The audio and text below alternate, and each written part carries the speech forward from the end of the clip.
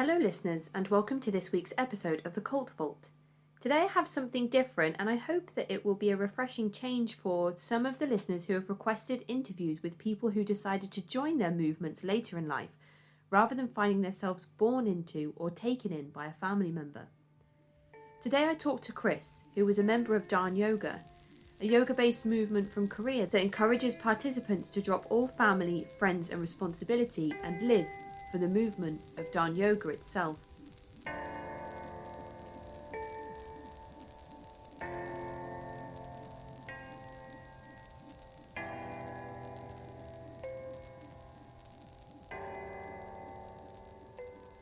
Before we get started, I just wanted to let everyone know that for £1 a month you can support me at patreon.com/thecultvault and get access to monthly exclusive interviews. For £5 a month, you can access monthly exclusive deep dive content that focuses on a different cult each month. And speaking of patrons, a huge welcome and a massive thank you to my newest patron, Megan. It makes my week when someone joins our small group and helps me get one step closer to full-time podcasting and bringing you even better content. Thank you so much, and I really hope you enjoy being here. But for now, here is Chris. So hi Chris, and thank you so much for joining me on the show today. We're going to be discussing something that I hadn't heard of at all before we began chatting. So that's really exciting for me today. Would you like to introduce yourself to the listeners and tell them a little bit about who you are? Sure, thanks. My name's Chris, and I'm just a guy out here in Seattle, Washington. I'm a father and a husband, and just doing my thing. Kind of always been a bit of a seeker and a searcher and a wanderer, and that kind of led me to the experience which is our topic today. And can you tell us a little bit about the movement that you became a part of? Yeah, it was at the time called Dahn Yoga, and they have since rebranded themselves as Body and Brain Yoga and Tai Chi. And they're a Korean organization, but they have centers all over the world. And there was a big expose that came out on them from some major news sources, Rolling Stone, CNN, and Forbes, and a few others in around 2009, 2010. And after that big fallout of bad press, they changed their name to Body and Brain at that time. And since then, there hasn't been much reporting on them or their movement, like at all. And they're still out there operating. They had to scale back from like an all-time high around the time that those stories came out, but they have over 100 centers in the United States. They have centers in UK, Russia, China. There's several other countries as well, but they're out there and they're still doing their thing, taking advantage of people. So if I was to Google Dahn Yoga, I'd be able to find those articles. But if I was to Google Body and Brain Yoga and Tai Chi, I might not necessarily be able to make that link between the two names. Absolutely. I'm pretty sure. Yeah. If you look up Dahn Yoga, a lot of cult stuff comes up, and those stories come up. And I think a little bit of it might come up with Body and Brain, but mostly you'll get I'm sure that they're a major business. They advertise with Google, so if someone searches that, then they have their preferred results come up first. What types of things were these articles exposing in particular? Do you remember? Sure, there was a big a lawsuit from former members alleging brainwashing and even sexual assault. And then there's some other lawsuits from former devotees, which were their lowest level devotees were the Dahn masters. And those were the people that led the classes. They did the majority of that sort of stuff, standing in front of the room and getting people going with the classes. And I'm sure they did all the other work around the center as well, like cleaning and just clerical work, opening and closing, all that kind of stuff.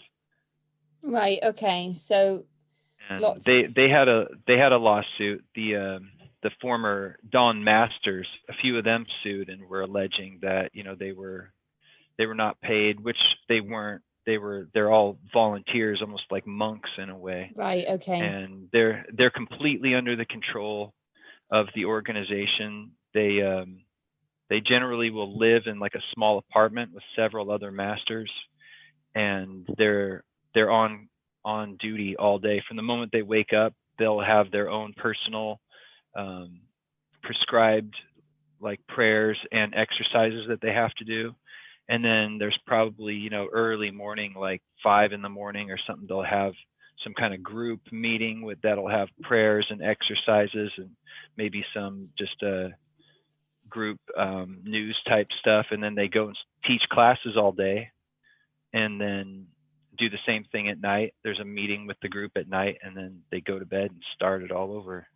And they're expected to do this level of work with no financial input from Dahn Yoga. Absolutely. And it all goes back to the driving force behind all of it is they have a vision to save the world. And this all comes down from the founder, who they consider their prophet and guru, this Dr. Ilchi Lee. And I don't know if he's actually a doctor, so I put those in quotes, but that's Ilchi Lee isn't his real name either. That's some sort of word for chosen one, okay, or something like that. But he had this vision that they could save the world and save humanity from destruction by creating this movement of wellness and well-being, which was Dahn Yoga and then body and brain yoga. And the vision, the practical application, was creating 100 million Dahn healers. And the Dahn healer is just one level above a casual attendee to the classes.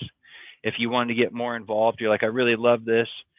And to their credit, a lot of the physical stuff is really helpful for people, but they didn't really come up with any of it. It's a lot of Tao-based exercises and ancient Korean and Asian exercises. And so people have a lot of success getting over a variety of ailments, everything from chronic illness like a Crohn's disease type stuff, or just depression, low back pain, you name it. They were very adept at helping people heal, which is part of the great tragedy. Is they could have something really beautiful there, but they ruin it with this mind control and taking people away from their lives and brainwashing them to be these little robots, worker ants for the head colony, So this Dr. Ilchi Lee, is he still alive to your knowledge? Oh yeah, he's still alive, and supposedly he stepped down around 2010 when that wave of bad press came out. Okay. But that was just for show, I'm positive. They still advertise him on their website. If you look up the Body and Brain website, he's still prominently on there, and they have his accolades listed. He's a best-selling author and so on and so forth, but they don't say like he's a prophet, because they don't want people to think they're a cult. They don't want them to know that they're a cult and that they have these bigger, like they have a vision. They don't put anything about that vision online. But if you go to when I went to their retreat center, they had a big old banner that like had an illustration of it, like the earth with people holding hands all the way around it, and it said 100 million Dahn healers. And then that was when I did attend a healer training before I knew what I was involved with. It was really beneficial to me, and I joined at a time where I was vulnerable. I was mourning the suicide of a close friend, and on top of that, I was just I was a young person that had never been exposed to like kind of new age spiritual stuff. It was always just the standard sort of American Christian, vaguely Christian kind of upbringing.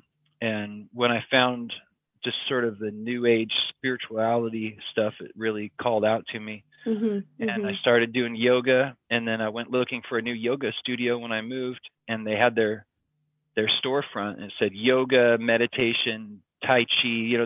They put all the buzzwords, all those new age buzzwords, they just put them up there to like fly paper to catch flies, and I was a gullible, naive little fly when I went in there. I was just like, oh, this place is really nice, and like, oh, these people are really sweet. They smile excessively, but they're Korean. I guess that's how they do it over there. And then eventually, yeah, I did the exercises. They were really working good, and I signed up for a year because though it was really expensive, there was a better price to sign up for a year. So within like a couple weeks, I'd agreed to a year.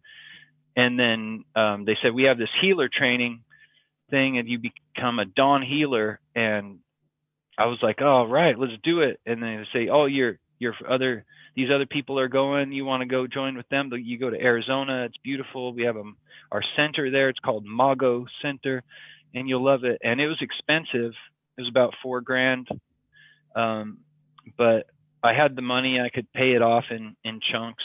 And I even, as 23-year-old, I had a paying job and no other real family expenses beyond myself. So I signed up, went out and did it. And that when I got there, that's when it started to become a little bit more clear what was going on, because they had the 100 million healer thing. And I was like, cool, I'd like to be part of that, And then, but they kept on bringing up, like, to get 100 million healers, we need Dahn masters. Right. And Dahn masters were the true, like, hardcore devotees that left their life behind. Right. And started speaking with Korean accents, even though they were from California or Washington or the East Coast. And so they were, I was happy to be a Dahn healer, but they were not happy with that. It was clear they wanted me to become a Dahn master. Right. And I even, the guy that was like my main recruiter, who's the headmaster of the location I attended, he said, before I went there, he's like, come back with your vision. I want you to focus on your vision the whole time you're there, and come back and tell me what your vision is. There's no time to waste. Like, the world is dying. Go get your vision. So I went there, and it was all designed to make you decide, I really want to be a Dahn master. But I wasn't on board with that. I was like, yeah, that's a nice suggestion. I'm sure some people will be really good at that, but that's not for me. But I was reading some Tibetan literature at the time from like Tibetan Buddhism, and it has a lot of stuff in there. It was actually, the book's called the Tibetan Book of Living and Dying, and it's a modern book, but kind of illustrates their views on living and dying, and how sacred it would be to help someone like work in hospice care, end of life care. So I was moved by that, and though I never got into this work, when I came back, I was like inspired, and I'd been reading that book, and I said, he's like, you have your vision, right? And I was like, yeah, I do. And he's like, oh, most excellent.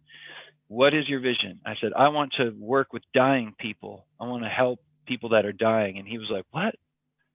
No. Chris Dowunim. And that was part of their code talk that they have, is they gave everyone like a name suffix. Like, I was Chris Dowunim, which means like Chris, low-level student, essentially. And then you would be Casey Dowunim if you came in there. And then they didn't have a special one for healer, other than they just said healer Nim.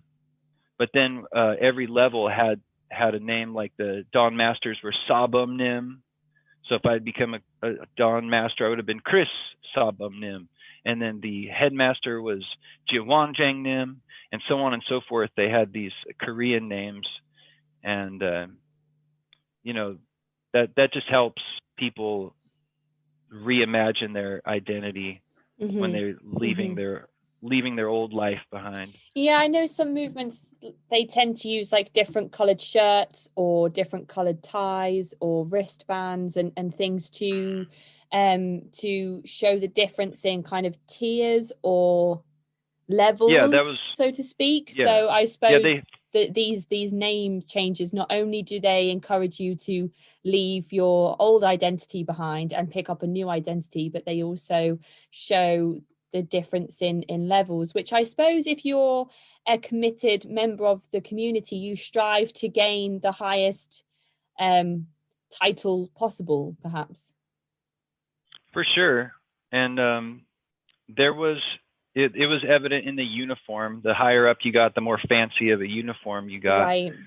And there wasn't really, like, there was a lot of people in there and a lot of young people at the time, and there wasn't really like a clamoring to be the next Dawn Master so much, and gain status, because everyone knew what that meant. Like, you were dropping out of whatever else it was you were doing and dedicating your life to this organization. But there was definitely like a prestige that came with certain things.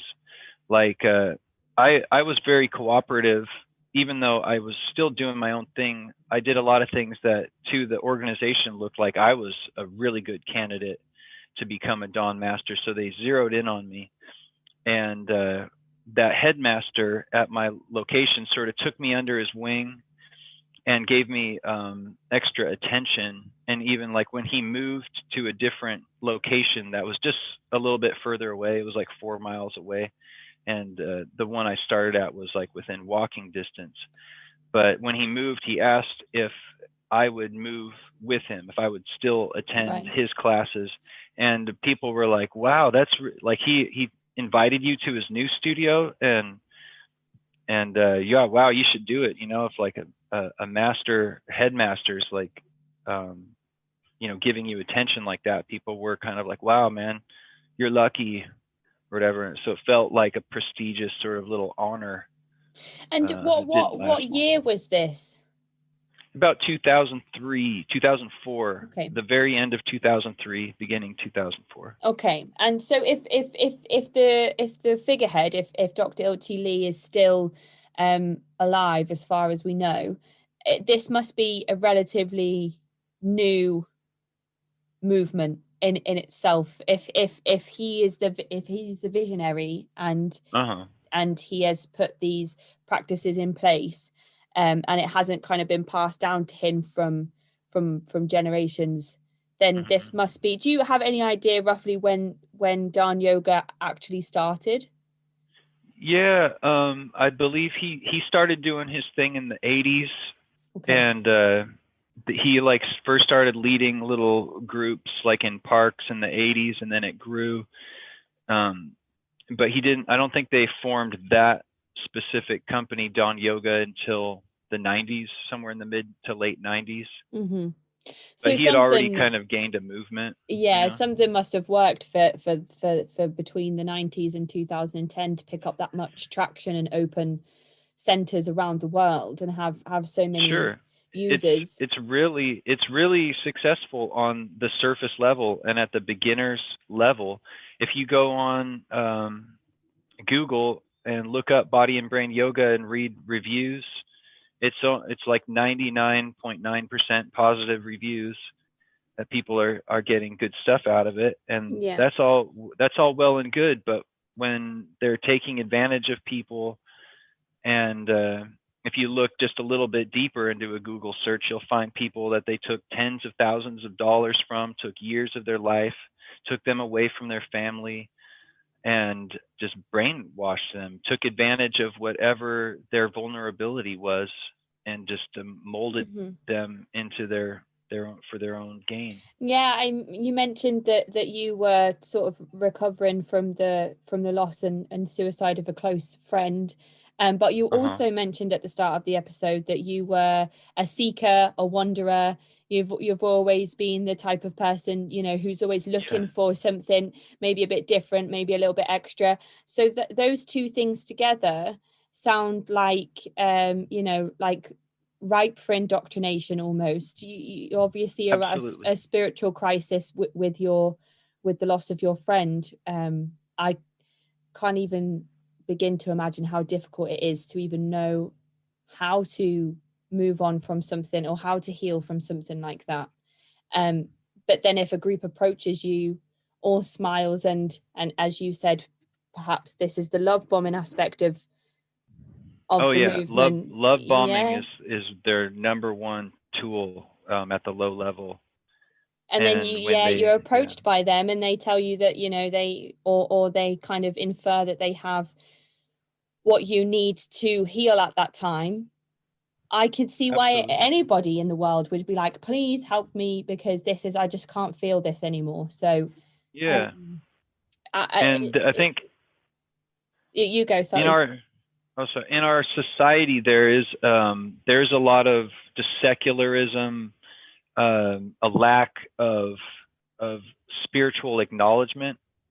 It's a capitalism sort of based culture where there's just not a lot of encouragement to think about spirituality or just life and death sort of things. That's not really acknowledged much in our just everyday lives Yeah. unless you carve that out for yourself. And I wasn't interested in being like into Christianity. That Mm-hmm. wasn't really my thing. And then um, I got into just yoga and new agey sort of stuff. And there was just so much. There's so many cults out there that are just, they set up like a trap. They just know that people are going to come seeking, and they just wait for you, whether it's the Hare Krishnas at the train station that want to give you a little book about, the Bhagavad Gita, or if it's Scientology, or if it's, there's so many, they're all over the Mm-hmm. place. And Mm-hmm. so in my travels, I've run into other ones.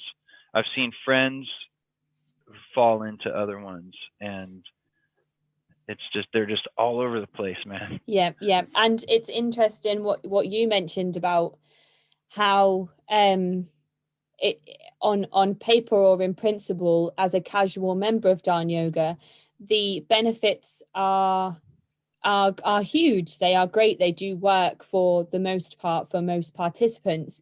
It's only kind of when you scratch below the surface that you realize that something's not quite right. And I find it more and more so in these interviews that I'm doing, that it's the same with things like the Hare Krishnas and Scientology. When people read Dianetics, there are basic life skills that can be applied that can help you with your health and well-being greatly. Yeah. But then as you kind of move through the process and the tiers and the levels, and you kind of put more money into it, and more is expected of you, and you leave more of your old self behind, and you gain more responsibility within the movement. That's kind of where you put yourself on the back burner, so that you can benefit the message of the movement instead of yourself. And that's what I'm finding more and more in these types of interviews that I'm doing. So I mean, you start off as a casual member, and then Yeah. you have to you pay for your yearly subscription, and then they're asking for these 100 million healers. Yeah. But to gather those healers, you're expected to then pay a significant amount of money into training. So is that the Oh difference yeah. between a casual member and the next level up, that $4,000 payment and kind of training that you have to attend? Yeah. Sure. Even at the time, it was a very premium price for a yoga studio. I think it was about 170. It was about 200 a month at the time, as where other fancy yoga studios were like 125 a month at the time. So it was a big jump. Mm-hmm. But then when I signed up for a year, it was a little bit cheaper. It was 175 a month, and I thought, okay, like I can do that, and if it's really beneficial, then I'm willing to pay like a little bit extra. Mm-hmm. But then there's always more expenses, and there's always extra classes that cost money, Right. and they have there's a big basically brainwashing seminar that they run, and they run that for anyone that wants to attend. So then they'll host them in whatever city they're operating in. They call it Shim Sung, which means true self in Korean. And it's like a weekend intensive kind of thing where you go home at the end of it. But I remember when I went, it was like all day Saturday and then most of the day on Sunday. And when you go home on Saturday, they're like, don't talk to anyone about this. They're not going to understand keep to yourself, because you're in a state of energy where like you've dug up a bunch of stuff, and if you talk to people, like you might be vulnerable, so try not to talk to anyone. Don't talk to anyone about it. This is our very top secret, and then come back tomorrow and it's going to be awesome. And I think not only is it sort of a brainwashing seminar in the guise of find your true self, and so many people feel lost in our materialism based culture that find your true self. They're like, yes, I've been wanting this my whole life, and then they go, and at the time that was $300 some odd, which is, again, it was expensive, but everything in the new age arena is always expensive. So it's kind of like, dang, it's expensive, but okay, I guess that's what it's going to cost. And I looked online and saw recently that it's up to like $1,000 plus now, because that was 18 years ago when I was there. So it's at least 3 times as much now. And that serves as an opportunity for them to see who is pliable, who's a good candidate. They probably even rank people like, oh, that guy's a 10 out of 10. This girl's probably an 8 out of 10. That guy's definitely thinks for himself too much, so don't invite him to further things. But there's always extra classes. There's just a little extra one that would be like, this one's special. It's not part of this subscription. It's $40. It's like a really special though. It'll blow your mind. A lot of the classes were really good and really powerful, but it was always extra money. And still people, when I look into it online, still to this day, they're like, it's always so much money. It's always, this is more money, and that's more money, upselling constantly.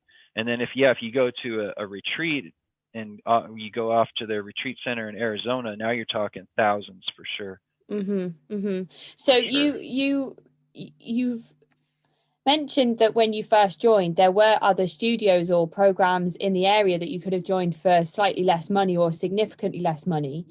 Sure. But you said that you purchased the yearly subscription a few weeks after you'd been attending.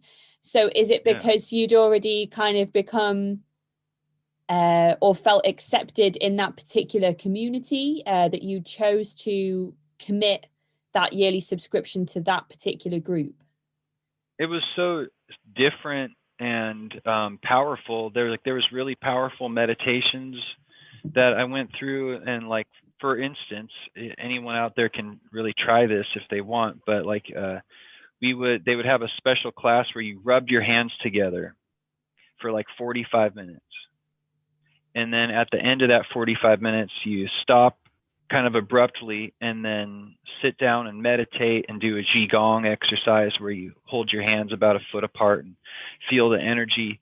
And it felt like I was on hallucinogenic drugs from rubbing my hands together for 45 minutes. And you wouldn't just sit there and rub your hands and stare at them. They would play music, and you'd get up and move around and run around the room. You just like keep your hands going the whole time. And like, if they start to get really tired, then like kind of rub the back of one hand and then rub the back of another hand, and then just keep it going. Don't give up this whole time.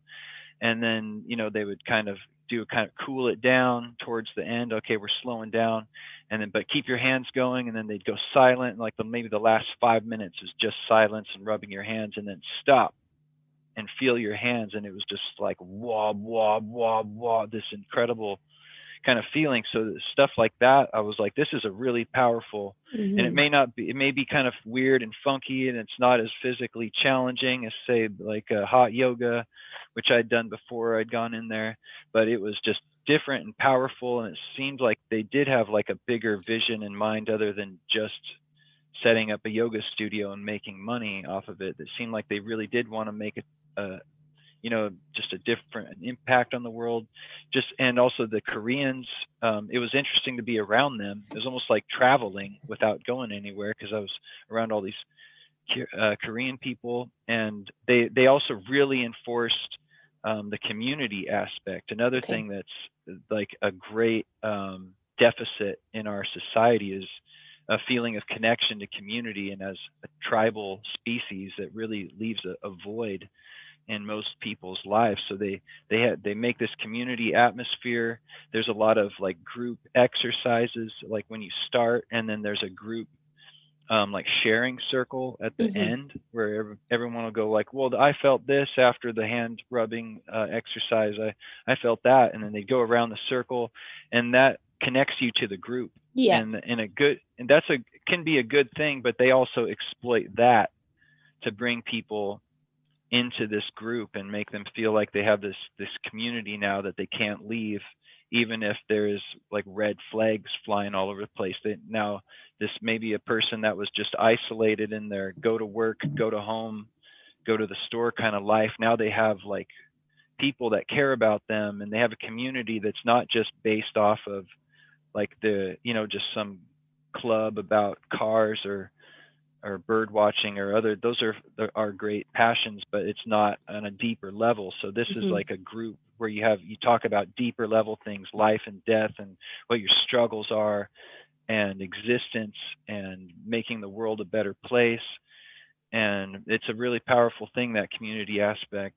But unfortunately, yeah, I mean, it sounds like something I'd love to be a part of on the surface. That sounds like who wouldn't want that, especially because as I mentioned before we started recording, this lockdown's been going on for basically over a year now. And I think you mentioned that tribal species comment before, and I think some of us are really starting to feel that now.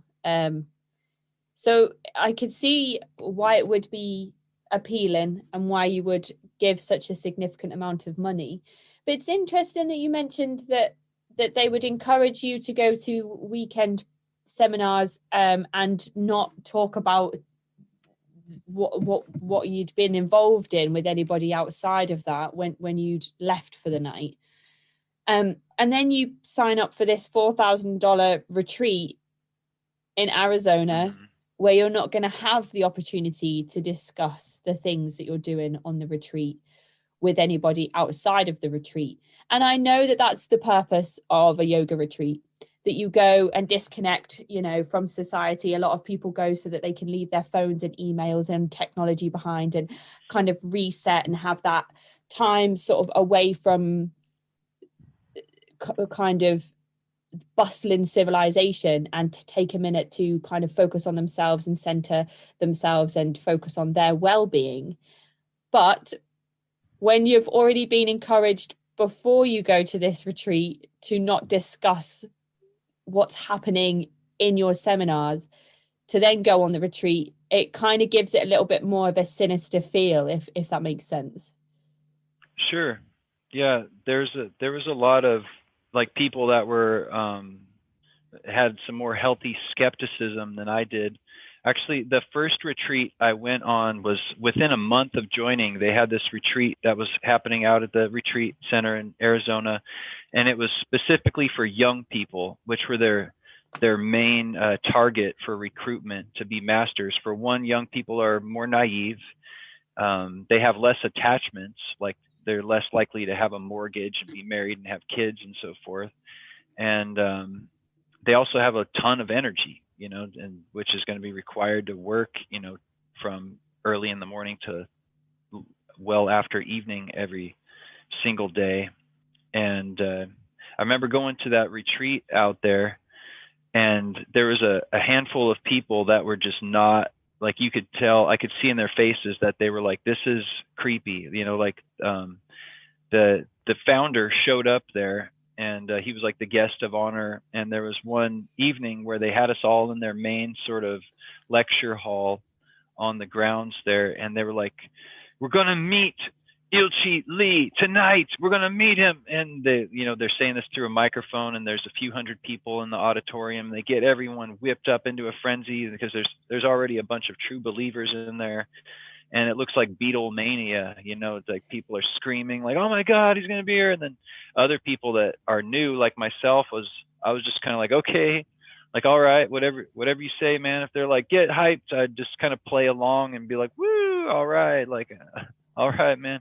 But I wasn't taking it too seriously or but I also wasn't too put off at the time. I was just kind of like, what's this all about, but there's some other people that were not clapping their hands, and it was like a group that went there together.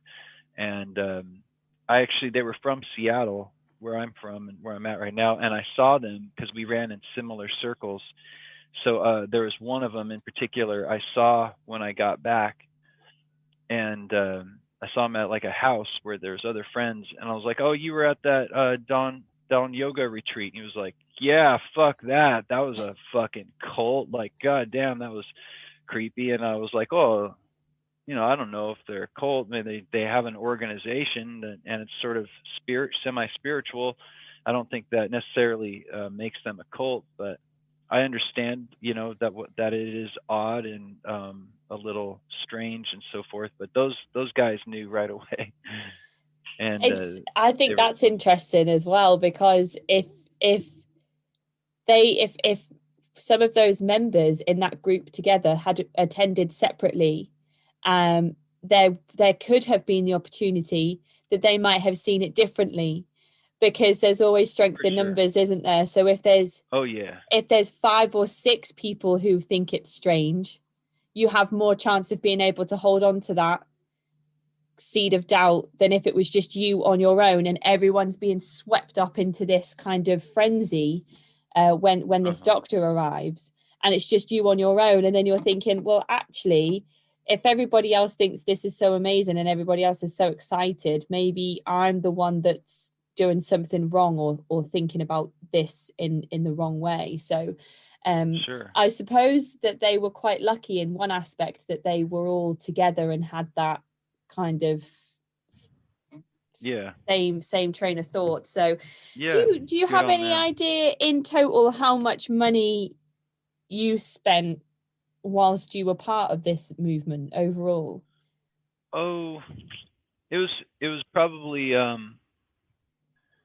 right around maybe under 10,000, because I was only in there about half a year. Right. And the biggest ticket was the Dawn Healer training, which was about 4,000. But that was not that expensive, considering it was 2 separate retreats. One of them was 5 days in Arizona, and I could fly fairly cheap because my dad worked for the airlines. I could get a pretty dang cheap ticket, like $150 or so. And so it wasn't that expensive for me to travel. And it was a 5-day retreat, and then it was continued training at your own, like your home center, and then you went back to like graduate like 2 months or so later, and then that was a 2-day retreat just over a weekend. So it was like 7 days, a 7-day retreat all in all, plus their other healer training stuff, which didn't really, the at-home training didn't cost them any money because they had nothing but volunteer devotee employees doing most of the work. But luckily I got out just after that period of time. And what sort of facilitated that was I already had trouble with the organization. I had issues with how judgmental they were, and they were slowly trying to be more and more controlling of me. Like if I went on a different vacation with friends, like if I went up to Canada for a weekend, they would be like, "Oh, that's not good. That's not good for your spiritual growth." And like those people, these friends of yours, they don't understand you. They like to drink, right? They like to drink and party because, that's what young people do. And I'm like, yeah, but that doesn't mean that they're bad people or they're trying to like pour booze down my throat all day. Like they're good people. And I just knew like they were, and I gave them the benefit of the doubt for a long time. But when I brought up this, my issues with the headmaster guy, he's like, "Did you read something on the internet?" He's speaking in a heavy Korean accent. So he's like, "Did you read internet?" And I'm like, no. Like I have thoughts of my own and judgments of my own. And my judgment is that you're being too judgmental of me and what I do with my time outside of the center. And so I was trying to kind of set some boundaries, and he wasn't really hearing it, and he kind of dismissed me, like said, "You reading stuff on the internet? Don't read that. It's all lies."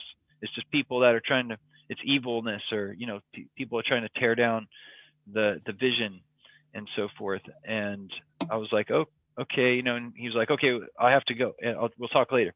And then when I got home, I was like, whoa, what's he so afraid of me reading on the internet? Because that hadn't even occurred to me. Like, search Dahn Yoga and a cult, but I did. And I searched just Dahn Yoga, and I didn't even have to search cult. It brought up all sorts of cult accusations.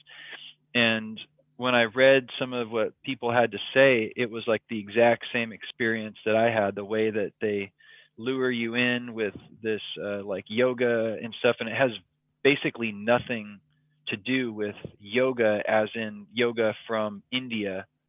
It has very little to nothing to do with that. There's no down dog, there's no chaturanga, there's no traditional Indian yoga moves. So it really should be called like Korean exercise, or you know, Korean wellness you know, techniques, or anything other than yoga. They just put yoga up there, and Tai Chi and meditation, all things that are going to bring in the type of people that they're targeting. And when I searched online and saw like, oh, this is a cult, and saw like how everything mirrored my exact same experience, and I was like, oh geez, like it really is. I should have like listened to those other people. I should have listened to my own voice. But by that point, I was already pretty heavily involved. I had like 9 months left on the year. I'd already signed up. I'd already done the healer training, part 1 of it. And I had a whole bunch of friends, like a really close knit group of friends just within the organization. In addition to the friends I had outside of the organization, I had like a possible romantic interest budding as well. And so it was just, I was set up for failure. But at the time I was like, I think I'll just stick it out and just stay close to my friends and not pay attention to the organization so much. But I could only lasted a few more months. I'd already paid for that retreat, so I went to that, and then it just went from there. So even though you'd committed to several more months after reading this information, attending those events didn't do enough to bring your thoughts past what you'd read on the internet. No, not at all. And then once I was aware of that, I could see so much more of the manipulation, and I saw like so much more like tragedy from it and victims of it. Like when I was at the retreat center, I remember being in line at the cafeteria and getting food, and to their credit, they fed us well, and it was actually really a lot of really good food, like Korean vegetarian food, and they gave you enough time to sleep. But that would change later on from what I've read about like what masters go through in their training. They're given very little sleep, very little to eat, very little to drink. But at this point, they knew not to push that too hard, or people would just get out of there. Like, this is ridiculous. But I was there and I'm getting food, and there's a woman that's working in the kitchen, and she looks like she's running that kitchen, you know? And so I'm like, do you live out here? And we just work out here full time? And she says, like, yep, I sure do. And said, like, are you from around here? Like, do you live nearby? Like, do you have a home to go? I was intrigued because I knew that like everyone else there was Korean and devoted essentially. So I'm thinking, is she like an employee, like getting paid, or is she a devotee too? Because most devotees became the masters, but like she was wearing the uniform, even working in the kitchen. But she revealed to me, like, no, I work here full time. And she said that she had a family back at home, but like kids and a husband, but this was like the life for her. So she left all that behind. Wow. Oh my goodness. To just live and work at the retreat. And of course, I mean, if she had like real crises, like mental, spiritual, physical crises that were plaguing her at home, I could see why a person would want to just stay at this retreat center in a beautiful Sedona country in the high plains of Arizona. But it's just an escape. And they're like, sure, you can come work for us for free and like leave your family behind. Like, they have no problem with that. And I could see that was tragic. I could see other friends of mine starting to lose themselves into it. One person in particular, like really like became sort of like drone robotic, started speaking with like a slight Korean accent. And even though she was from West Coast, United States, born and raised, just like I was, and she even quit going to college. I heard that she had devoted quite a bit of her student loan, which I'm thinking into the at least 10,000, maybe more, she had devoted and just given over. And she'd also, I don't know if she gave them her car, but I saw, because in the neighborhood, I would see that her car driving, because it was a very distinct Volkswagen Jetta with tinted windows and red rims. So I'd see it and I'd start to like raise my hand to wave to her, but then I'd see it was Dahn Yoga people, and she wasn't even in the car. And there was like 4 or 5 masters squished in there. I was like, what is going on? Like, they have taken that girl. Wow. Yeah. That's when you, sorry, I just muted myself there because they're doing some construction outside, and I don't know if the microphone's going to be picking it up, but there's some kind of drilling going on. So I don't hear it. There was a couple of things you mentioned there that I wanted to go back on. One of them was, Sure. You mentioned that your friend had become kind of almost disassociated in how he was talking and coming across, and started speaking with a slight Korean accent.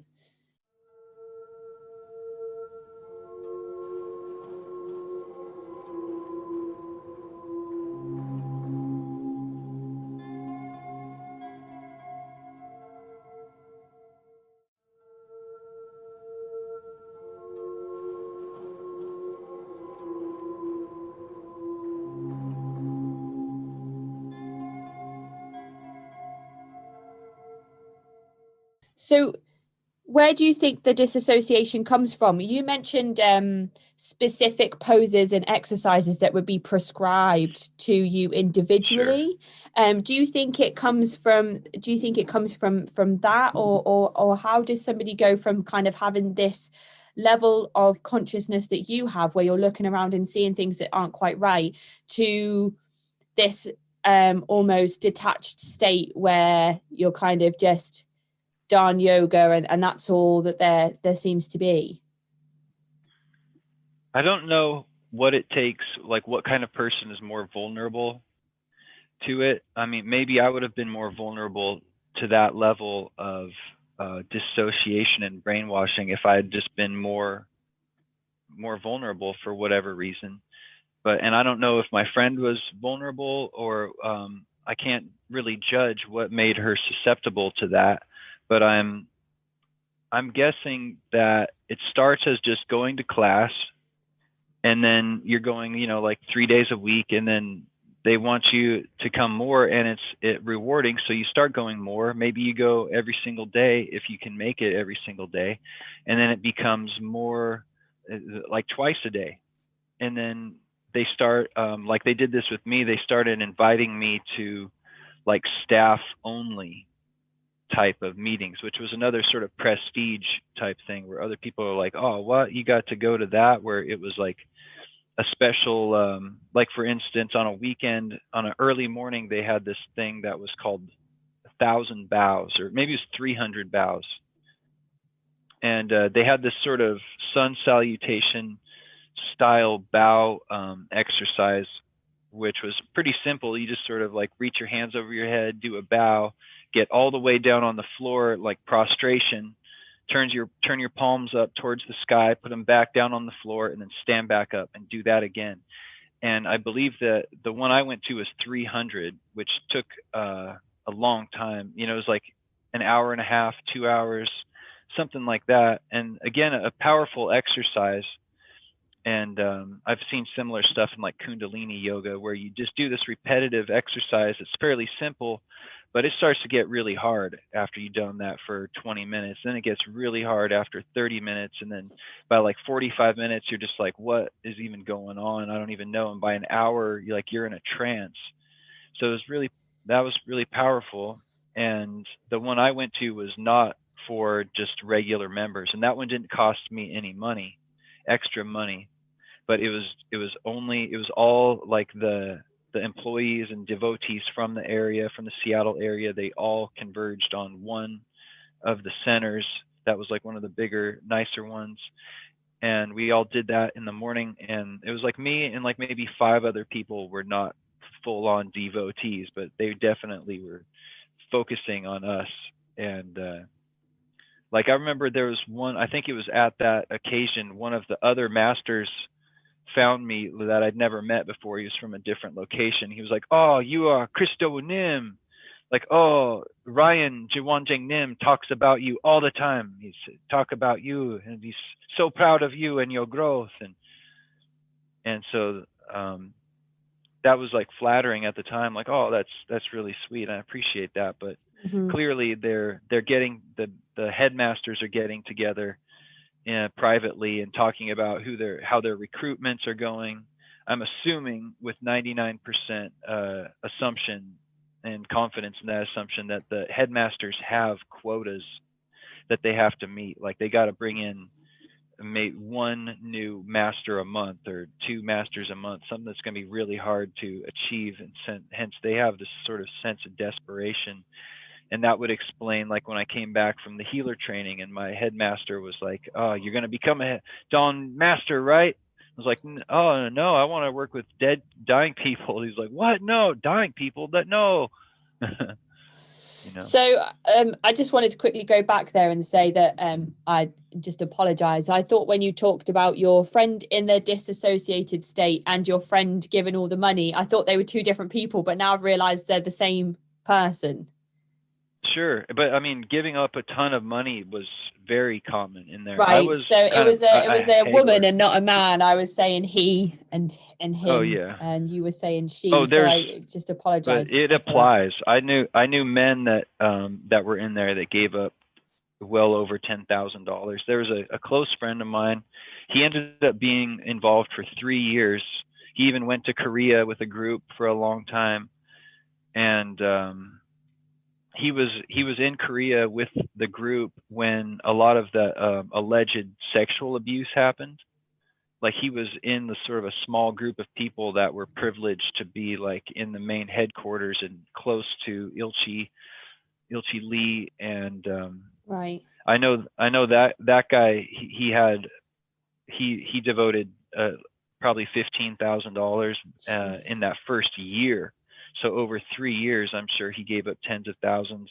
There was another woman that was there and her story was she was an advertising executive that got paid really well. She was probably in her early 30s, but that career was also just eating her up from the inside. They had a routine of making tons of money and going out for martinis every night. And her health was just, dive bombing. And then so she found Dahn Yoga. And though she had not become a healer, or she had not become a master, she was a healer level like I was. And I had heard that she was conflicted even at that time with her membership, but she'd already given them $70,000. Oh my goodness.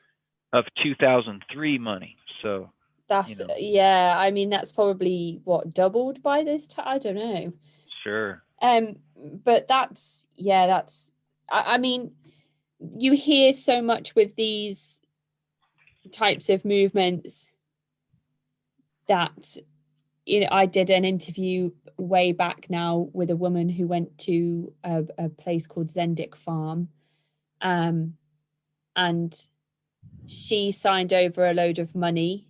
And then people would be signing over, Synanon and the People's Temple and all of these movements that I've spoken about. People would be signing over houses and real estate and leaving leaving their all the money and worldly goods in their will to this movement that they're a part of.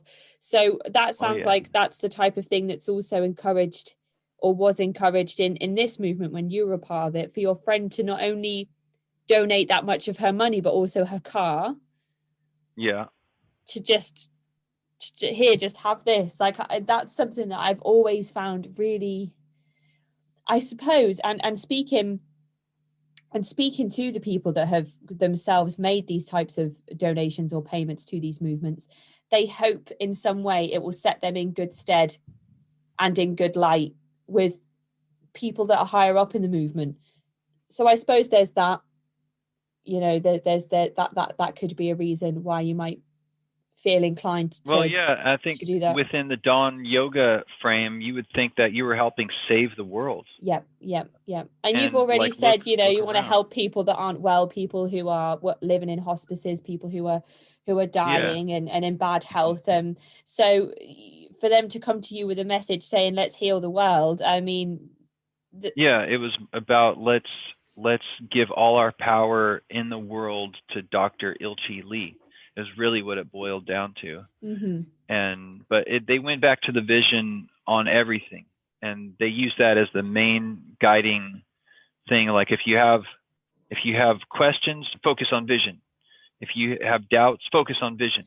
Right. And okay. like even headmaster, the Ryan guy, he told me that he'd confided in me that he had not spoken to his family in Korea for 5 years. Oh my goodness.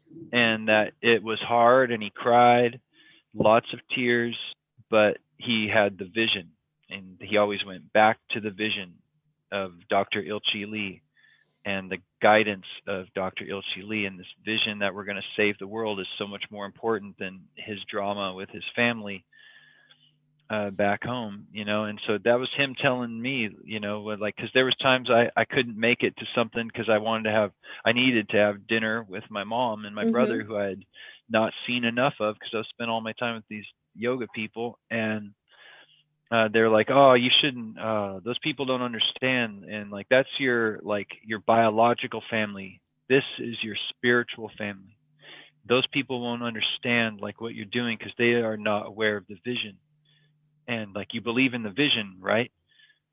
And you know, there's a lot of that sort of speak to like you leading questions. You believe in the vision, right? Like you're going to be there for the workshop, right? You can make it, no problem, right? Very, very common device they did. Do you ever sit back and think about how your family, sort of like your mum or your brother, might have been affected if you did become one of these people that allowed Dahn Yoga to become the center of their life and not have contact with your family for like 5 years?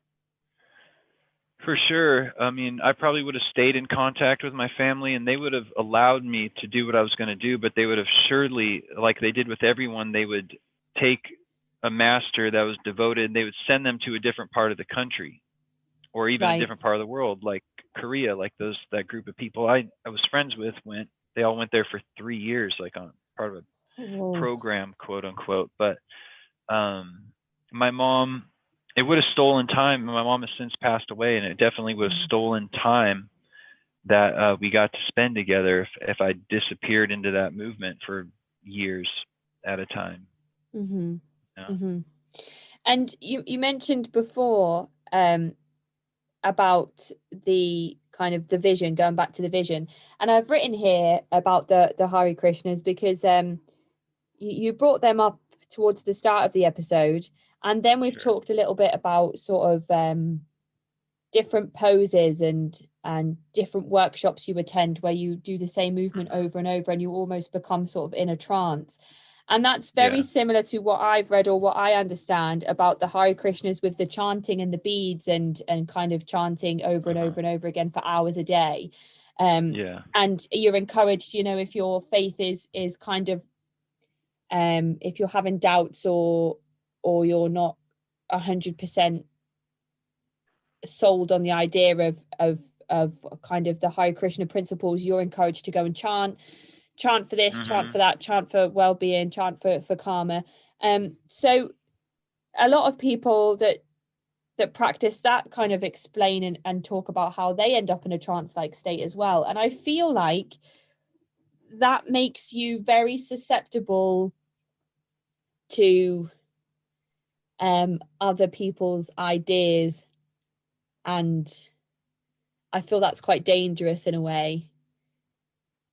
Yeah, it's similar even to like the military. when you join the military, they put you through a ringer of physical exercise with lack of sleep and lack of nutrition, and that just brings you to this point, this breaking point, where they can remold you into what they need you to be. That's just exactly what came to my mind when you mentioned kind of being in this trance-like state. I can imagine that makes people much more agreeable to things that they might not have been agreeable to before entering that kind of frame of mind. So you mentioned when you went over to the retreat that they had good vegetarian Korean food, and you also mentioned that you were kind of encouraged not to associate with people so much outside of Dahn Yoga. So those to me is what I would class that as a restriction. Were you encouraged to take up vegetarianism full time as being a member of Dahn Yoga? No, I'm not sure what the basis of the vegetarianism was at the retreat, other than it might just have been cheaper. But it was also just more accommodating, because most people, not most, but there was a large percentage, higher than the general population, of people that were members were vegetarians. I think I was, at the time, I was already vegetarian. So I was vegetarian for a long time. And it started right about then, when I got into like the new agey kind of stuff. And but definitely I know, like the headmaster I was associated with, he was a meat eater for sure. I knew that from just whatever he was. I remember him talking about that, eating Korean barbecue or whatever. And he also confided in me that they drank, like the headmasters would get together like once a week and get drunk.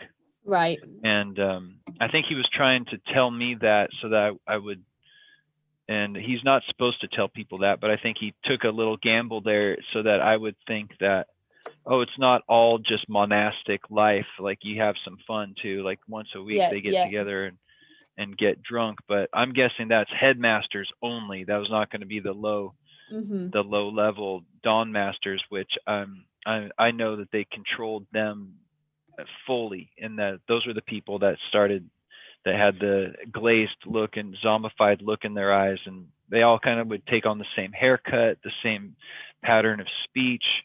They basically have to wear that Dahn Yoga master uniform all day, every day. Yeah, that was another thing I was going to ask about, sort of clothing and if there was anything that was encouraged on in terms of restrictions around things that are seen as good and bad within the movement. But were you ever encouraged to recruit anybody into Dahn Yoga? Or was there any type of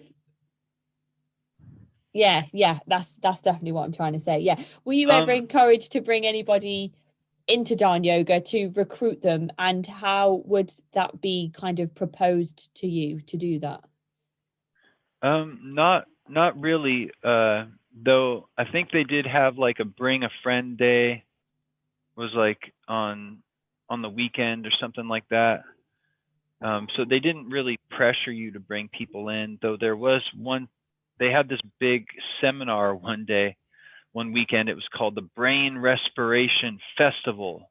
And it was just silly, but at the time they were launching this whole kind of other branch that they called brain respiration, and just like working with brain energy. And it was like this weekend sort of seminar, and it was expensive. It was like $200 a piece, and they had a big push on that, and they wanted you to bring people and bring your friends, bring your family, and they had made it sort of like a big party kind of thing, but it was all just a recruiting tool to get more people to show up.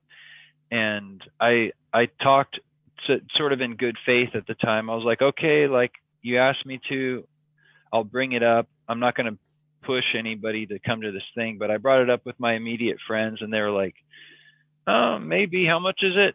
And I'm like, $200. They're like, yeah, no, that's steep.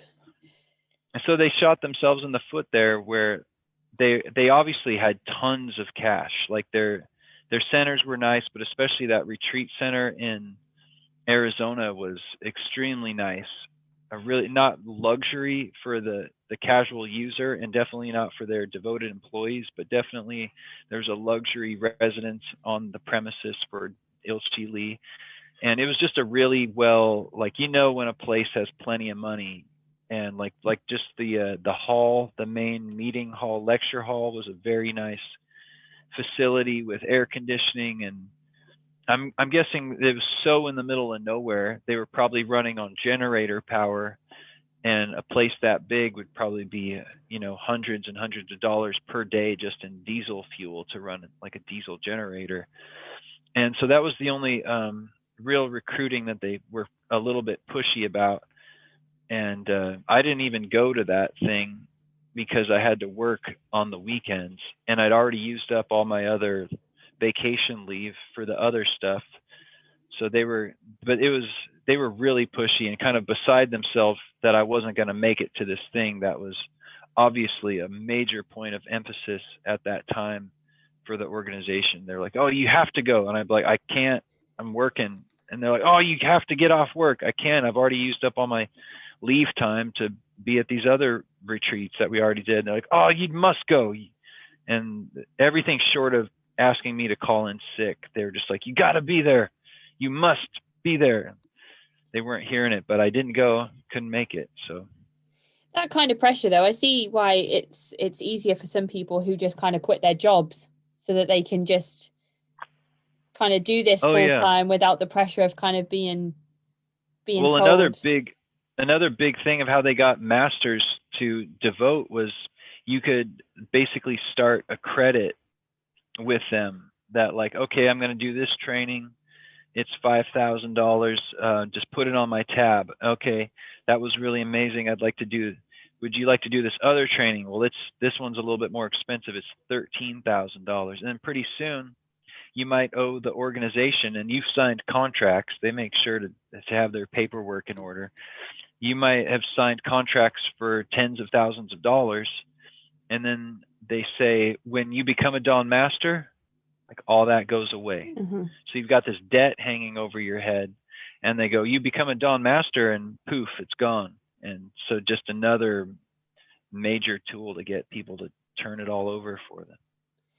So you don't have to wonder what happened to those friends that you brought into the fold, because you never really brought any of your personal friends into the movement. Luckily.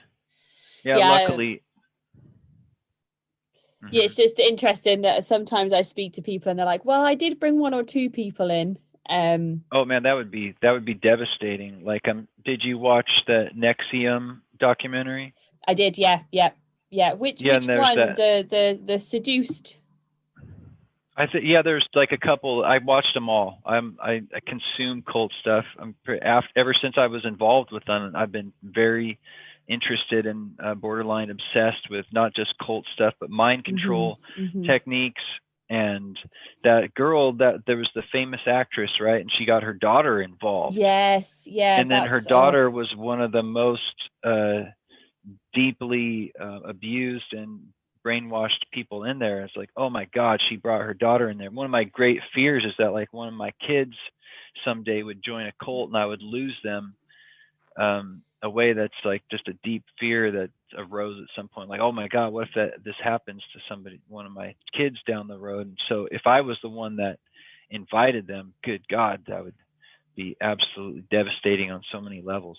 Now that I think about it, I did help them with advertising a couple times, and I didn't have to think about that much or feel guilty, because I didn't see, like, if that brought people in, I didn't see it. I helped them hand out flyers at one or two occasions, and then I helped them advertise for that brain respiration festival thing. We went to a college campus, and my other friends were there, and they like set up a little booth. And since my friends were going to be there, I was like, all right, I'll show up as well. And So in retrospect, I sure hope I didn't send anyone down that path, but that's just karma. That was the type of propaganda that you might come across with Dahn Yoga back before 2010 was kind of handing flyers out on the street. And they like to do like sort of grassroots advertising like that, like handing out flyers. And they also they would have windows. They preferred studios that had big visible windows so that people would see the classes going on in there and be like, hey, what's that all about? And I think they changed that after they had to rebrand their organization. And because there was a couple studios that remained operating for a long time in the area here, and there's still 2 left, but they're in different locations than I ever saw classes in. But there was one in an area, and I'd frequent that area fairly often, and I noticed that over the years it became harder and harder to see into the studio. Like they covered up all the windows. It still said yoga, tai chi, open, come on in, and it had sort of an Asian vibe to it, like the type of curtains that they had covering the windows had an Asian aesthetic to them. But you could not see into the class anymore. I think they reached a level where they wanted to bring people in, but they also want to keep a low profile because they don't want any more Rolling Stone exposés that say on the front cover that the yoga cult is what it said on the cover of Rolling Stone. That was a nightmare for them. I can only imagine. From what you've read now and accounts that you've kind of kept up to date with, do you think that Body and Brain Yoga and Tai Chi are running their brand with the same systems in place that Dahn Yoga were using when you were a member way back in 2003? Definitely.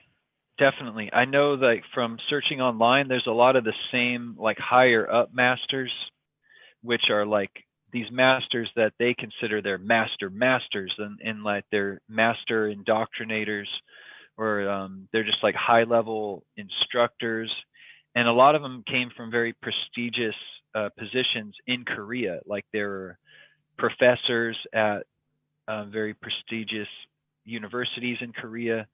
And so especially within that culture, they're like, look at this guy. He was like a high level professor at that high level college, and now he's just doing Dahn Yoga and being like an instructor for Dahn Yoga.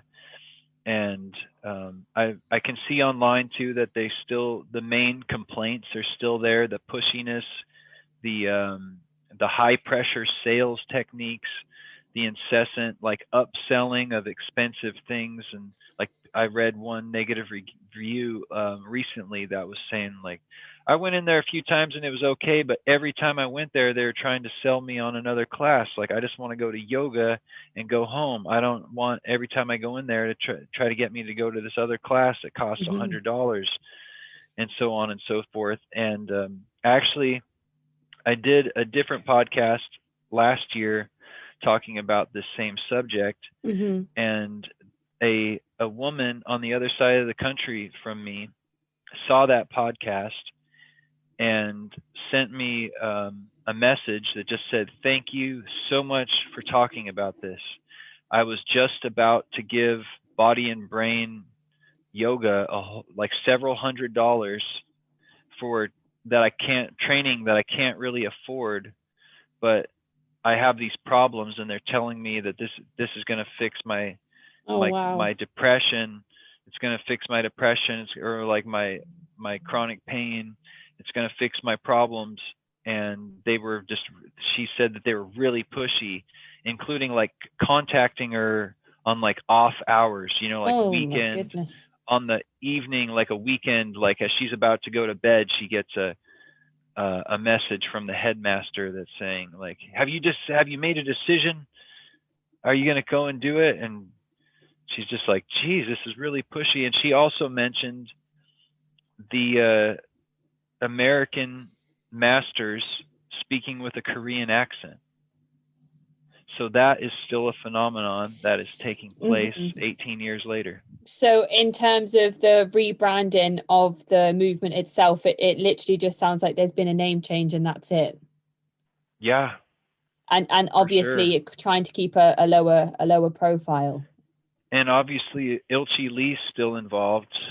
They tried to say he stepped down, like I mentioned before, but he's all over the literature and the websites. And yeah, I was Googling him recently, and I found that he, as recently as 2019, has released YouTube videos about brain meditation and how he is actually being called the founder of brain meditation. And that he is the founder of mind body training methods and brain respiration, brainwave vibration. So he's being kind of cited as this founder of all these different types of meditations, which is interesting. One of the goofy, that brain respiration bullshit was just getting going when I was there, like I mentioned, and one of the ridiculous aspects of it that I never got on board with, thankfully, was they had these little it was like a little rubber brain that vibrated, and they had them for sale in the shops and at all the centers, and you were supposed to buy 2 of them, and they were $80 each. Oh my goodness. This is in 2003. I'm sure if they sell them now, there'd be $200 each, but it was an $80 little egg-sized brain rubber thing. And I can't remember how you turned it on. Maybe it was like a push button or something, but you turn them on and it just vibrates. Just a vibrator. Well, I mean, what are you supposed to do as well? Buy a load of batteries to keep using them as well. Yep. And you're supposed to meditate with the prescribed from Ilchi Lee designed brain wave meditation or whatever, and you would hold them in your hands. And they also sold CDs that you're supposed to listen to.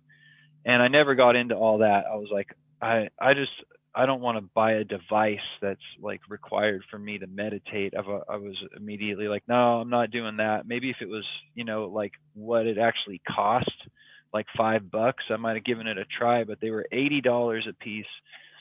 And I wasn't having it. So when you actually take the decision to leave and you kind of put things in place to kind of not return to Dahn Yoga, do you inform anybody that you're leaving? What does that look like, that transition? I think it was a long time ago now, and I think I couldn't attend classes for a week or something because I went somewhere on a trip or something, and I was already starting to distance myself. Like I was spending too much time with them, and then I figured out they were a cult, and then so I started spending. I didn't do any more like volunteer work for them after I ran into that those testimonies online, and really kind of started to have to admit to myself that this is most definitely a cult, even if it doesn't fully resemble like the Jim Jones massacre or the Moonies or the Manson family. Just because it didn't look just like that didn't mean it wasn't a cult. So I stopped doing the extra stuff. But though I was still hanging out with the friends because I enjoyed those people and cared for them, still do. But then I went on a trip or something, and so I hadn't gone in for a week. And then just the thought of going back in there was just like, ugh, like, oh God, I just don't want to go there anymore. And when I resolved to just stop going, it was like this weight was lifted off my shoulder. I could breathe fresh air again, and it felt so good. But it didn't feel like it was aligned with my integrity to just stop going. It felt kind of weak. So, but I also didn't want to give them a chance to like guilt trip me or just have an awkward, like, sort of thing. So I just sent them like a postcard that I think I bought from their gift shop. I bought like a little set of postcards, and which were funny. It was like the sort of goddess imagery of like a goddess holding the earth. And of course, the goddess was very Korean looking, just a coincidence there. But I said, Dahn Yoga is a path, but it's not mine. Chris. And that was it. And I never went in there again. And actually, I had part of my subscription is I had written them pre-written checks so that they could keep cashing them. Right. And I was wondering, like, if they keep cashing my checks, I'm going to cancel them. And then I wondered if they would come after me because I signed the contract. But they cashed that last check for that last month that I was like, even though it was only like at the very beginning of the month, they cashed that one. I think it was for like July. And then I was like, if they cash the one for August, which because they were all predated checks, if they cash the August one, I'm canceling the rest of them. And if they want to come after me, we'll have it out. But they didn't cash the rest of them. To their credit on that, to that aspect, they did not need my measly $175 a month. They had millions and millions of dollars rolling in all the time from their centers around the world, all the expenses. So you've mentioned that lady reaching out to you. So it sounds as if the first podcast you featured on already made such a huge difference to people that may have been listening. So I'm just wondering. That's at least one. I mean, I know like it's on YouTube, and last I checked, it didn't have a ton of views. It was like 300 something views. You know, it wasn't any like huge Joe Rogan podcast type numbers or anything. But just out of that little sample size, it got to one person. So I have to assume maybe it got to 3, 4, or 5 other people. And I assume that I'm going to go ahead and assume that this podcast as well will reach someone and help them, and hopefully prevent a tragedy, because people have died in the hands of this Dahn Yoga organization. You can look that up online too. There was a suit against them for wrongful death because one of the people that was going through their Dahn master training, they had them doing some extreme. It was like they were supposed to hike in the Arizona desert mountains with a backpack full of rocks. Oh gosh. And no water. And this poor woman passed away from heat exhaustion, heat stroke. Oh my goodness. Yeah.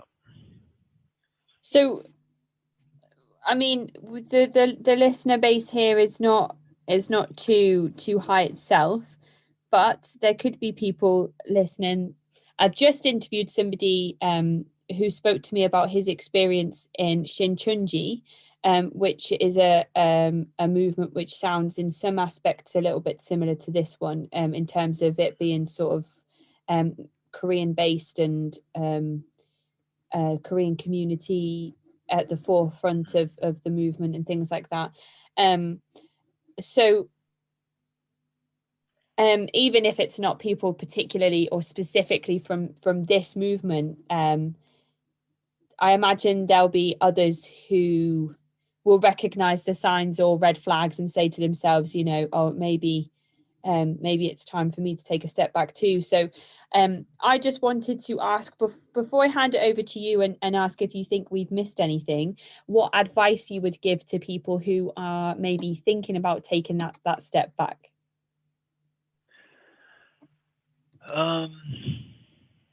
You know, I don't think we've missed, I can't think of anything we've missed. Okay. Pretty much covers my experience there and covers my concerns that they're still operating. Mm-hmm. They just changed their name and kind of became more discreet and then just carried on with what they've been doing. And obviously they're still trying to pull people in and do it. And they're still turning people into zombies. And, you know, as far as someone that's in that wants to get out, I wish there was an easy answer to that. As far as in my research on cults, there is no easy answer. Sometimes people, ultimately has to come down to them. If they're over 18 in this country, they have to decide for themselves. And in our world here, there's a lot of people that are lost, feeling lost and lonely, and then they find this other life where they find spiritual fulfillment, and they find a community fulfillment. Yeah. And though they may feel drawbacks, like, well, I don't see my family anymore, and I do feel guilty about that, but now I'm saving the world, and it's part of my sacrifice. It's part of the cross that I have to bear, is I sacrificed my previous life. Even though I loved my friends and family, I was also depressed. Maybe they were suicidal. Maybe they were just so brutally lonely feeling that even though they have their reservations about the cult, they don't want to go back to the life that they used to have.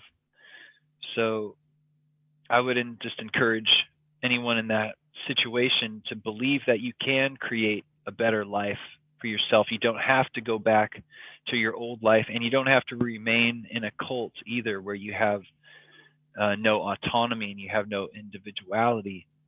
You can get back, and you can find a community. You can find friends. You can find positive. You can be helpful to the earth. You can be helpful to humanity. It doesn't have to come through this one organization that I'm sure if you're even hearing the sound of my voice, you know that there's something off or something wrong there. But I would even ask you, in your research that you've done while doing this podcast, have you come across any good approaches or techniques, strategies to help someone that's in a cult, or someone that has a loved one that's currently in a cult? Yeah, I spoke recently to Dr. Dahn Yoga, the very well-known cult expert, and she gave some fantastic advice. She mentioned things like if you have or suspect that a family member or loved one is involved in sort of a coercive, controlling environment, to make sure that you never fully close the door on that person. Always keep as much contact with them as possible. Always be in touch with them, remind them of Christmases and holidays that you've shared. Remember this, remember that from years ago, and make sure that they always know that you're there, and remind them of reasons why you shouldn't want to leave your family and friends behind. Reasons why your family aren't necessarily evil or trying to stop you from fulfilling your full potential in the movement that you're involved in. So that was one of the things she mentioned was important, just making sure that you never shut the door on somebody completely, because you feel like you've tried everything to pull them out of that movement and they are just not listening to anything you're saying. So that was one really good piece of advice. And from the majority of victims and survivors I've spoken to, a lot of them have said, get your ducks in a row before you leave, with movements such as Scientology and Jehovah's Witnesses that have sort of shunning policies in place that mean that when you leave, if you're disfellowshipped, you're probably no longer going to be able to have regular or any contact with family and friends. So if you are leaving that movement on your own, to make sure you have your ducks in a row, to make sure that things are in place for you to be able to cope without that familial support. So that was a great piece of advice. And to look at, if possible, critical thinking courses, which can just confirm for you that the doubts you had were correct. That kind of fight or flight was kicking in when you were thinking that I don't want to leave my family behind, I don't want to donate this amount of money, I'm not getting enough sleep, I'm not eating enough food. To read things about critical thinking is fantastic, because it gives you that space to analyze what you're thinking and feeling, and make a decision on that based on the things you're reading, as opposed to your thoughts and feelings that at that time could be very easily manipulated. So that was some good advice. Others, which you've mentioned here quite a lot, is just research, read everything you can, go on the internet, read books, read articles, research yourself as much as you can on. Yeah, that really pulls back the veil when you see other people. You thought you were having this unique experience.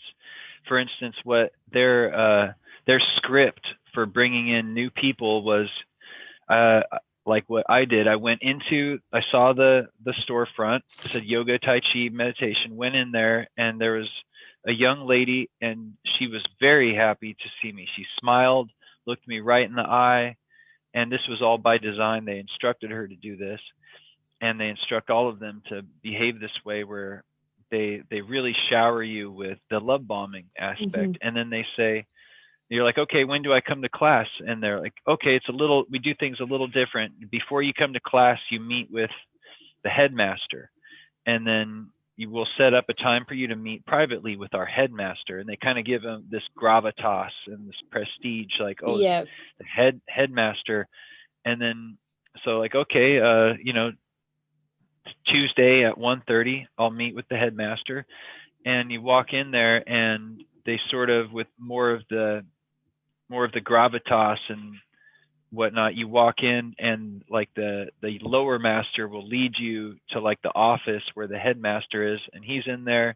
He was sitting cross-legged, in this sort of very feng shui little room with like the incense going, and they say like, yes, please come in, sit down, and like they talk to you for a little bit, and then, but it's just very quick surface level stuff. And then he said, like, do you mind if you may lay down, and I will read your energy? And then he kind of waved his hands over me, and then asked if it was okay if he kind of prodded my body on my abdomen, and he kind of poked me in the belly, and I was like, ow, that's uncomfortable. And he's like, that hurts? And I'm like, yeah, it's kind of uncomfortable. And he's like, oh, that's bad. That's like your energy and your body is like an old man. You're like an old man. You're only 23. Wow, your energy is like that of like a someone in their 50s. Like, wow, you're in really poor energetic health. And I was a little bit like, okay, if you're right, then maybe I'm drinking too much or smoking too much pot or something. But was like, okay, I feel pretty healthy, pretty active and whatnot. But if you say so, if you say my digestion is poor. But then when I went on the internet, it was, everyone had that same experience. It was, oh yeah, we went in there and we had a meeting with the headmaster, and the headmaster told us that our energy was in super poor health, and that we had the body of like an 80-year-old, and that we had to start going to classes right away. And they presented you with paperwork right then. Like, you want to sign up for a year? Right. Yeah. Like, here's the clipboard, and here's the paperwork. And once I saw that other people that had the same experience, it really lifted the trickery, the wool that was pulled over my eyes, that was lifted up. And like, they say that to everyone, dumbass. And I was like, oh God, what have I done? But it's, I mean, that's what the internet is great for. There's so many reasons why the internet is not great, but one of the things that it's really handy for in this sense is, you mentioned that Dahn Yoga had centers all over the world.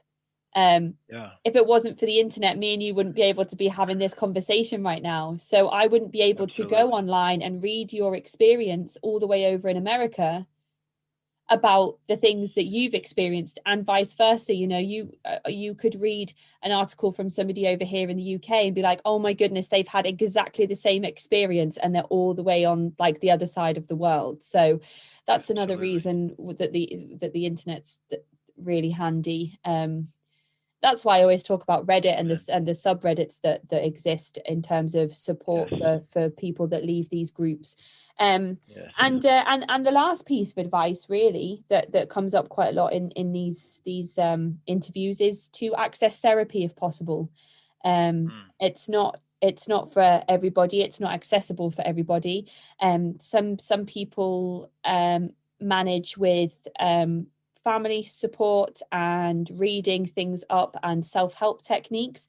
But for some people that have experienced particularly extreme cases of abuse, psychologically, emotionally, physically, sometimes therapy is the one thing that they have said has worked for them in terms of reversing the indoctrination and transitioning from life in under a coercive controlling system into sort of typical life that you and I experience now. So yeah, that would be the last part really. So I guess all that is left to say, Chris, is it's 3:45 a.m. for you. Yeah.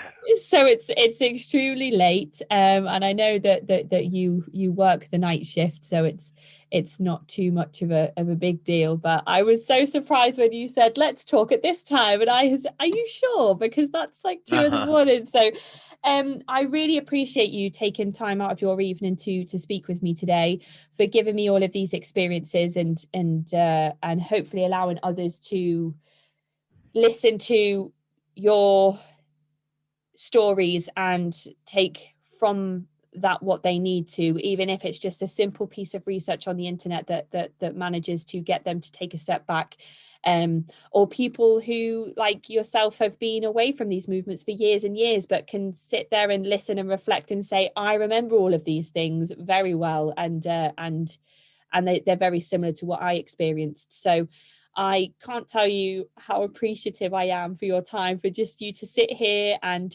trust me with your stories and give me these experiences and allow us to go on and present them to our few listeners. So thank you so much, Chris. And I really, really hope that you enjoy the rest of your shift. Thank you, Casey. Thank you for having me on and doing what you do. It's a great service to the world and appreciate it. And you'll be getting more and more listeners as time goes on. Cults is like a really interesting subject, not just for us, but it's constantly out there for the world. Whenever there's a big cult story, there's constantly new cult documentaries every year, and it's important. And it's not just cults and religious spiritual organizations. It's just mind control. Mind control is being deployed upon human populations everywhere constantly, and just the more aware we can be of the tactics and the strategies, the more we can see it when it's a multi-level marketing business or a political movement or whatever it is. We can hopefully just be more aware and stamp it out and just be aware, conscious peoples, and you do the right thing always. So thank you once again, and keep doing what you're doing. Much appreciated. Thank you so much, Chris. I'll speak to you soon. Take care. Bye. Take care. So long. That is the end of this week's episode. If you'd like to get in touch, please do so by emailing me at cultvaultpodcast@gmail.com or follow me on Twitter and Instagram at cultvaultpod. I am your speaker, Casey, and this is the Cult Vault.